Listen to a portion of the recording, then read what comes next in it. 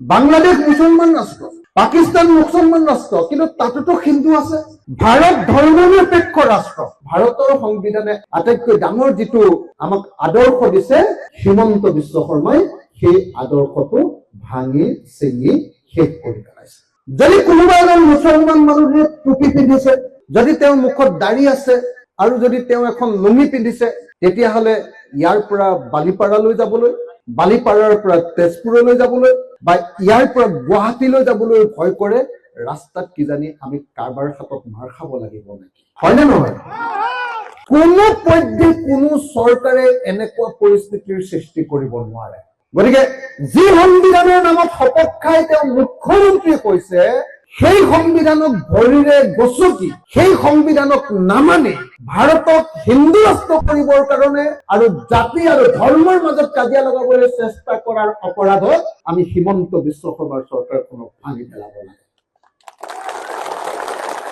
হিমন্ত বিশ্ব শৰ্মা চৰকাৰৰ দিনত যদি এজন দুখীয়া মানুহে বানপানীত পৰি বা গৰাখহনীয়াত পৰি, নদী ভাঙাত পৰি এক টুকুৰা চৰকাৰী মাটি লৈছে আৰু সেই পৰিয়ালটোৰ যদি কিবা কাৰণত মুছলমান মানুহ হল, লগে লগে হিমন্ত বিশ্ব শৰ্মাৰ বুলডোজাৰ আহিছে আৰু তেওঁলোকৰ ঘৰবিলাক এফালৰ পৰা ভাঙি দিছে। হয়নে নহয় ৰাইজ? কিন্তু কোনো চৰকাৰক কোনো মানুহৰ ঘৰ ভাঙিবৰ কাৰণে চৰকাৰ পাতি দিয়া নাই। যোৱা 26 অক্টোবৰ তাৰিখৰ পৰা 2026ৰ বিধানসভাৰ ইলেকশ্যন শেষ নোহোৱালৈকে ঘৰত গৈ শুই বহি নাথাকি মই সদায় মানুহৰ মাজলৈ গৈ মানুহৰ মাজত প্ৰচাৰ কৰি ঘূৰি ফুৰিছো, এই কাৰণে যে অহা 2026 চনৰ বিধানসভা নিৰ্বাচনত আমি বিজেপিৰ হিমন্ত বিশ্ব শৰ্মা চৰকাৰখনক গিৰাই দিব খোজো। আপোনালোকৰ হাততালিয়ে প্ৰমাণ কৰিছে হিমন্ত বিশ্ব শৰ্মাৰ চৰকাৰখন সম্পূৰ্ণৰূপে গিৰাই দিয়াৰ পক্ষত আপোনালোক সকলো আছে, নহয়নে? আমি কিয় হিমন্ত বিশ্ব শৰ্মা চৰকাৰখনক গিৰাই দিব খোজো, 2026 চনত পৰাজিত কৰিব খোজো কিয়?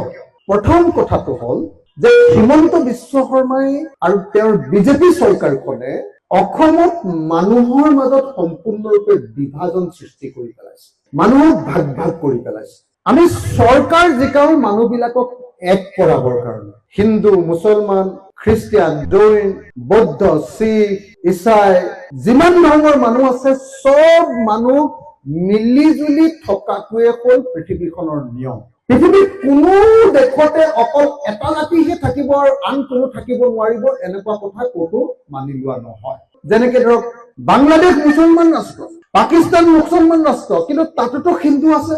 ভাৰত ধৰ্মনিৰপেক্ষ ৰাষ্ট্ৰ।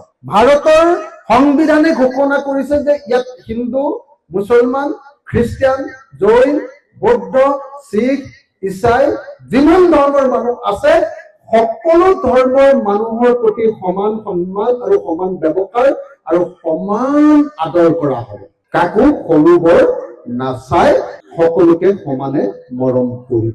কিন্তু ভাৰতৰ সংবিধানৰ এই যিটো আইনৰ দৃষ্টিত সকলো সমান, আমাৰ দেশখন ধৰ্ম নিৰপেক্ষ, ধৰ্মত যোনে যি নলক লাগিলে সেইটো কথা নাই, আমি সকলোকে সমানেই দেশৰ নাগৰিক ৰূপে গণ্য কৰিম বুলি ভাৰতৰ সংবিধানে আটাইতকৈ ডাঙৰ যিটো বাণী, আটাইতকৈ ডাঙৰ যিটো আমাক আদৰ্শ দিছে, হিমন্ত বিশ্ব শৰ্মাই সেই আদৰ্শটো ভাঙি চিঙি শেষ কৰি পেলাইছে। হিমন্ত বিশ্ব শৰ্মা চৰকাৰৰ দিনত এনেকুৱা পৰিস্থিতি হৈ গৈছে যে সংখ্যালঘু মানুহ, মুছলমান, খ্ৰীষ্টিয়ান, এই মানুহবিলাকে সদায় ভয়ে ভয়ে থাকিব লাগে। যদি কোনোবা এজন মুছলমান মানুহে টুপি পিন্ধিছে, যদি তেওঁৰ মুখত দাড়ি আছে আৰু যদি তেওঁ এখন লুঙি পিন্ধিছে, তেতিয়াহ'লে ইয়াৰ পৰা বালিপাৰালৈ যাবলৈ, বালিপাৰাৰ পৰা তেজপুৰলৈ যাবলৈ বা ইয়াৰ পৰা গুৱাহাটীলৈ যাবলৈ ভয় কৰে। ৰাস্তাত কিজানি আমি কাৰোবাৰ হাতত মাৰ খাব লাগিব নেকি? হয়নে নহয় ৰাইজ? হয়নে নহয়? কোনো পধ্যে কোনো চৰকাৰে এনেকুৱা পৰিস্থিতিৰ সৃষ্টি কৰিব নোৱাৰে। যদি কৰে তেওঁ সংবিধানৰ বিৰুদ্ধে গৈছে, তেওঁ দেশৰ সংবিধানক মানি লোৱা নাই, অথচ তেওঁ মুখ্যমন্ত্ৰী হিচাপে সংবিধান মতে দেশ চলাম বুলি শপত লৈছে। গতিকে যি সংবিধানৰ নামত শপত খাই তেওঁ মুখ্যমন্ত্ৰীয়ে কৈছে, সেই সংবিধানক ভৰিৰে গছকি সেই সংবিধানক নামানি ভাৰতক হিন্দু ৰাষ্ট্ৰ কৰিবৰ কাৰণে আৰু জাতি আৰু ধৰ্মৰ মাজত কাজিয়া লগাবলৈ চেষ্টা কৰাৰ অপৰাধত আমি হিমন্ত বিশ্ব শৰ্মাৰ চৰকাৰখনক ভাঙি পেলাব লাগে। হয়নে ৰাইজ? হয় নহয়? 2 নম্বৰ, এখন চৰকাৰক আমি চৰকাৰ পাতি দিওঁ এই কাৰণে যে চৰকাৰখনৰ মূল দায়িত্বটো হ'ল জীৱন আৰু সম্পত্তি ৰক্ষা কৰা। কাৰ? নাগৰিকসকলৰ। নাগৰিক কোন? যিসকলে ভোট দিয়ে, হয়নে? সেই ভোট দিয়া নাগৰিকসকলৰ জীৱন আৰু সম্পত্তি ৰক্ষা কৰাটোৱে চৰকাৰ এখনৰ মূল কাম। কিন্তু হিমন্ত বিশ্ব শৰ্মা চৰকাৰৰ দিনত যদি এজন দুখীয়া মানুহে বানপানীত পৰি বা গৰাখহনীয়াত পৰি নদী ভাঙাত পৰি এক টুকুৰা চৰকাৰী মাটি লৈছে আৰু সেই পৰিয়ালটোৰ যদি কিবা কাৰণত মুছলমান মানুহ হ'ল, লগে লগে হিমন্ত বিশ্ব শৰ্মাৰ বুলডোজাৰ আহিছে আৰু তেওঁলোকৰ ঘৰবিলাক এফালৰ পৰা ভাঙি দিছে। হয়নে নহয় ৰাইজ? হয়নে নহয়? কিন্তু কোনো চৰকাৰক কোনো মানুহৰ ঘৰ ভাঙিবৰ কাৰণে চৰকাৰ পাতি দিয়া নাই।